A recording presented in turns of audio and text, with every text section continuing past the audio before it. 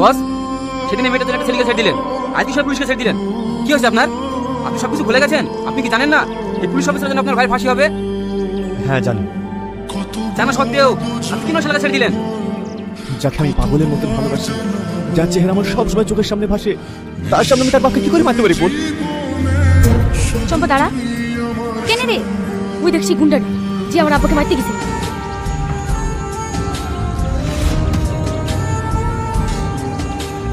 দাঁড়াও সালমা, তোমার সাথে আমার কিছু কথা আছে। রাস্তা ছাড়েন বলছি। সালমা, আমার কথাটা একবার শোনো। আমি কোনো রাস্তার গুন্ডা মাস্তানের সাথে কথা বলতে চাই। রাস্তা ছাড়েন আমার।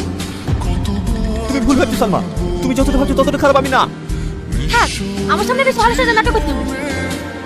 আমি নাটক করছি সালমা, তুমি বিশ্বাস করো, আমি তোমাকে সত্যি অনেক ভালোবাসি। আমি জানতাম না যে ওটা তোমার আব্বা, না আমি কখনোই মারতে যেতাম না। ও, তার মানে আমার আব্বা না হয় অন্য কেউ হলে তোকে মেরে ফেলতেন? না না সালমা, আমি ওকে কথাটা বলতে চাই।